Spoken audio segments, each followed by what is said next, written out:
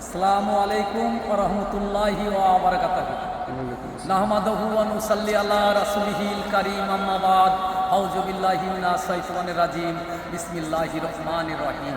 আলহামদুলিল্লাহ, সমস্ত প্রশংসা সে মহান আল্লাহ পাকের জন্য এবং সমস্ত আপনার দরুদ এবং সালাম সে নবী পাকের জন্য।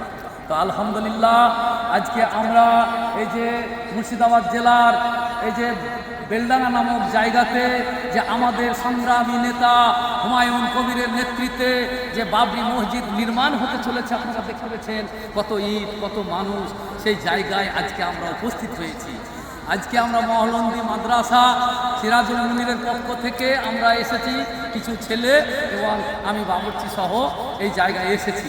তাই আজকে আমাদের এইসব দেখে আনন্দে আমাদের হৃদয় পরিপূর্ণ হয়ে যাচ্ছে যে মুঘল সম্রাট বাবরের নেতৃত্বে যে আপনার 1529 খ্রিস্টাব্দে যে মুসলমানের বিশাল ঐতিহ্যপূর্ণ বিশাল মসজিদ বাবরি মসজিদ নির্মাণ করা হয়েছিল, সেই মসজিদ 1992 সালের 6 ডিসেম্বর বিভিন্ন রকমভাবে রাজনৈতিক দল সেটাকে ধ্বংস করে যে মুসলমানের মধ্যে হৃদয়ের মধ্যে যে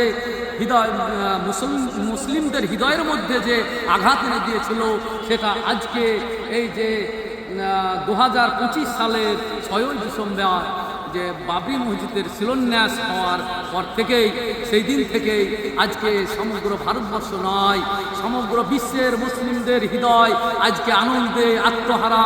তাই হাজার হাজার বললে ভুল হবে, লক্ষ লক্ষ মানুষ এইখানে সমাগম হচ্ছে। কত ইট, কত টাকা পয়সা আপনারা দিচ্ছেন, যে মুসলিমরা কি পারে আর কি পারে না এটা তার বাস্তব উদাহরণ।